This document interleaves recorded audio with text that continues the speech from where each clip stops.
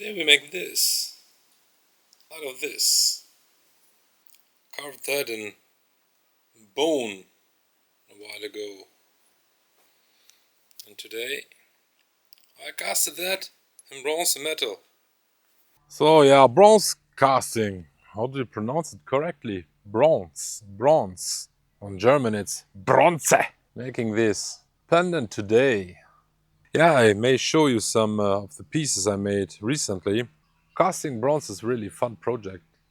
So this is my old setup for bronze casting. I put the crucible into this layer of bricks and just heated it up with a gas burner. But on this way the bronze has hard times to melt because there is an oxide layer over the melting metal. So I need lots of energy and lots of gas. Now I try something different, more traditional. I built a chimney out of the bricks with airflow underneath. I have this iron tube with some holes in it I used for my forging experiments. And now I fill that up with charcoal and place the crucible in the middle. The crucible is already cooling down. I preheated them. You see that is an old one. It already has some cracks. This is an old one. Yeah, let's see if it works. But as it's supposed to rain now, I don't start with that now because I don't have a roof over this. And I don't want it raining into my crucibles when I'm melting bronze. I guess that's why I should have taken wire. You pay for being a lazy ass. Oh man. And I just do it with the things I have, with the easiest method. But it's not perfect yet. So I messed up most of the time and produce a lot of scrap. Anyway, I think it's worth trying again and again and improve. Today I'm going to try a different method. Never tried before. What do we need for bronze casting? First of all, I have this casting frame. Then I have some models which I experimented with, made from bone. So we need crucibles, of course, and some powder, so we can divide the forming sand better from the models. This is some forming sand, this is kind of oil sand. For melting we need some borax, and then I have this little hammer here that is just for tightening the sand in the frame. Yeah, it turns out it was not perfect setting, and the weather was also a bit unsure today, so it was supposed to be sunny and warm and dry, but we had rain in between, and casting bronze outside when it's raining, it's not the best idea, because when a drop of water here hits the molten crucible, it might explode in the worst case. But everything went fine today, so... The principle is very easy. You take the lower part of your frame, casting frame, and you fill it up with the forming sand. You need to compress it very, very well.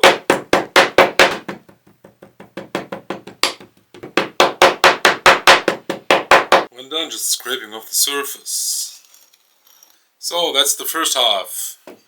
So what I want to do is making some pendants, and I tried to put 3 of them into the casting form. First thing is to apply some of the powder, and I start with the biggest one. Push it carefully into the sand. Now for the second one. And the third. After that we attach the second frame part. Powder the models a bit. Now we fill up the upper part with the sand.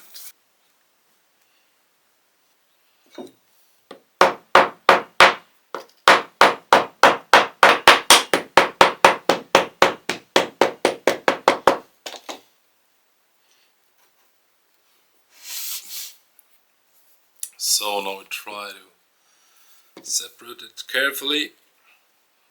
And here we are. You can see already the fine details in the forming sand. Now we have to be very careful not to destroy the surface.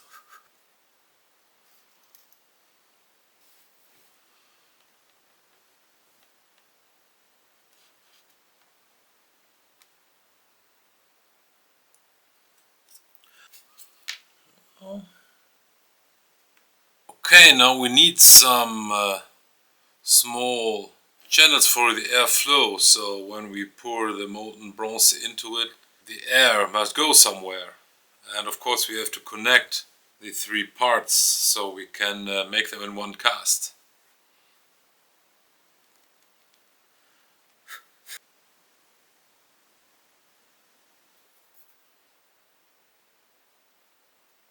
So here are the holes and the small channels, and now I need to make this opening.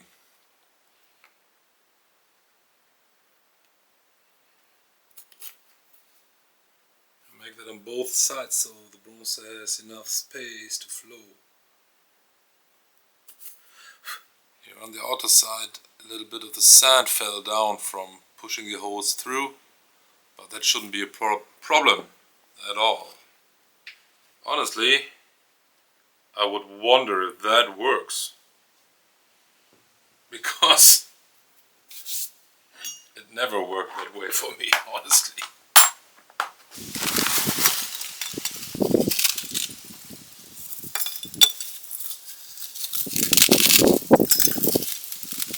So there's my little setup. I just have some bronze copper parts, some leftovers from recent projects. That is my chimney. This is my little air blower. So just a tiny bit of borax salt.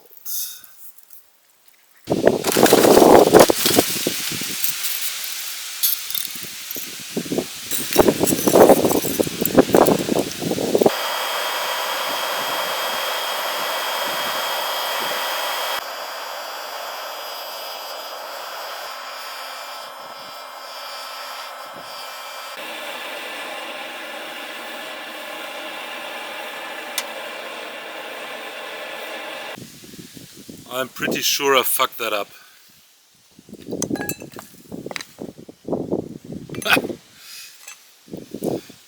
At least one pendant survived. Oh, that's modern art. Maybe my workflow is wrong. I guess these casting channels were too small. It worked on that way a bit better. But at the end, the bronze was not hot or liquid enough to reach that part.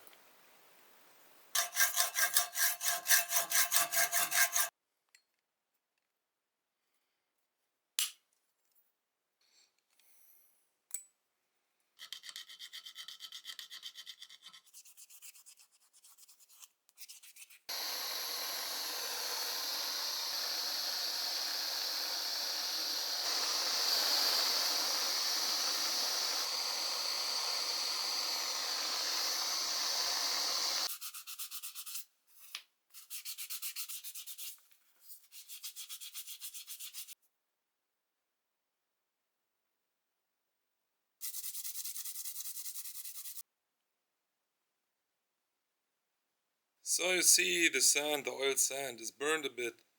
You can just scratch that away, including the layer with the powder, and then you can use that sand again for the next cast. At least this year came out well. So why making your own jewelry? It's a fun project. People did it since dawn of time. And I made several pieces, even made of stone or something. I love that. Some I whittle from wood, but I don't have an example here. It reminds me on times where we humans were bound more to nature. I mean, we are aparted from nature a lot today. How far from nature can we are when I speak to a camera to you? But it's worth to remind ourselves where we come from, to use that old symbolism which is inherited to us. And nowadays, many people use it in the wrong way, I would say, or misinterpret or misunderstand the old symbols, the old ancient symbols from the archaic gods which survived over time. Sun wheel, for example. Whoa! Hey! Bunny! Where do you come from? Hey, girl. Yeah, sun wheel, for example. I mean, it's used by many far-right assholes today. Best example is the swastika. It is one of mankind's oldest symbols, but you can't use it nowadays for a reason. Everybody knows why, and there are still so many assholes around which use these symbols for their political agenda. Fucking Nazis. Yeah, anyway, at the end, the setup with the charcoal worked quite well. But at the end, I realized it was too little charcoal, and so at the end, I had to use my blowtorch again. And also, how I put the models together in the casting frame was not the best idea, because the bronze wasn't able to flow into all the lowest parts of it. I guess for this small amounts of bronze I need a flat crucible and just use a smaller gas burner or something, but I want to try it on the fire like our ancestors did.